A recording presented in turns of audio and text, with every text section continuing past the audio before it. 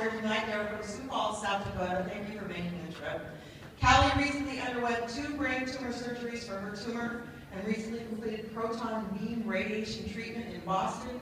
A huge thank you for coming here and supporting this cause.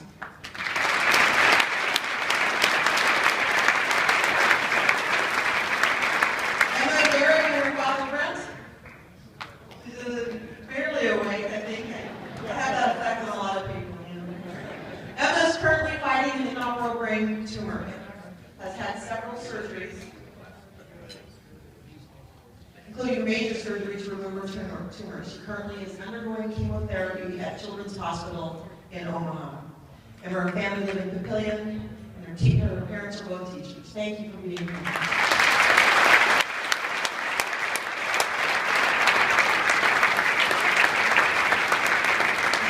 I told her, I said, don't be nervous, it's you and me, she's up here talking, okay? She's from Kansas City, a huge Husker fan. She's excited to meet Rex Burkhead, who isn't. Maddie's currently living with an inoperable brain tumor. Her disease is stable currently, but she's undergoing frequent monitoring and testing as her treatment path continues to unfold. She is joined tonight by her family. Say, wait, are you?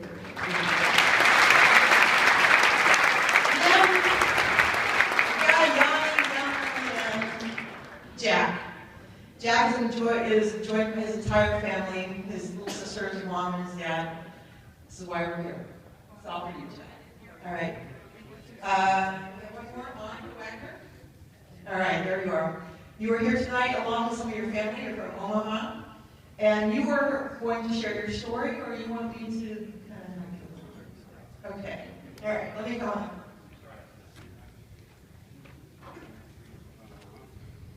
Tell me about Nathan, your son, and his battle. My son Nathan was 15 years old when he was diagnosed with a brain tumor. It was inoperable. It was called DIPG, which is diffuse intrinsic pontine glioma.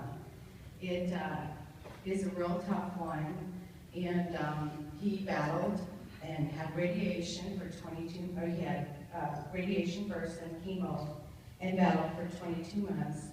And there he is, my sweetheart. And he passed in March 2010. What was his battle like for you to go through?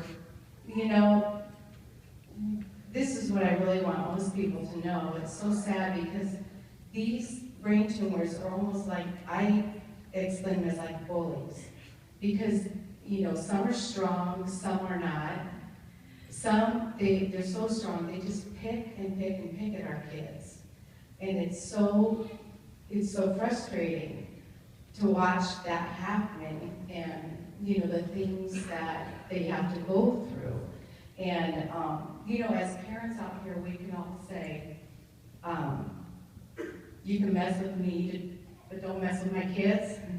Well, that's why I'm here, and I will be here and, you know, fight for going for research, because that bully took my child. And I'm going to fight until we get something for our kids, because, you know, this is how it is.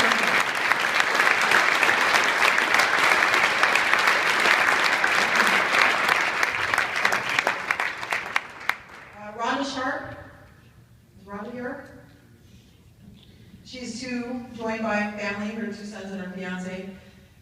Rhonda, tell us about Evan and his battle. Evan was diagnosed with a glioblastoma, which is a brainstem tumor, in May of 2009. We went through 8 weeks of radiation in Denver and chemotherapy simultaneously, and then he came home, and we had about a 5-week rest so he could recover from that. And then, we had surgery first. His tumor was operable, and they got about 70% of it. But the nature of a glio, the brainstem, is that if you mess with your brainstem, you don't make it. So there's a very small percentage that is completely inoperable and very, very difficult to treat. It's one of the most aggressive tumors. And he battled for 19 months. He did great on the protocol that we did in Denver. But when that was over, it was pretty obvious in about 3 weeks that the tumor was back and growing even more rapidly.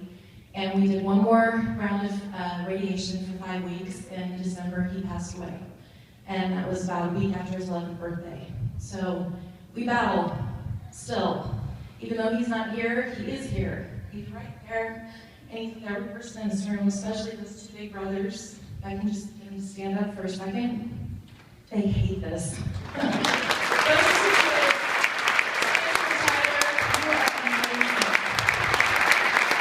two kids, their little brother battling that tumor was just nothing that you should have to deal with when you're 15 and 13, and they're 19 and almost 17 now, and they fight just as hard as anybody else, and we raise money, and thank God for people like Leanies, for people like these athletes behind me, because as Andy said, it's a grassroots, it's the families. You fight for your kids because they're your everything, and without people like all of you sitting here in this room, nothing's going to change. But with all of us here and with all those other galas all across the country and around the world, we can make a change, and we will make a change. If I go to my grave not having made a change, I'm not going. So, thank you for being here. Thank you. We have several checks to present. And pictures to take.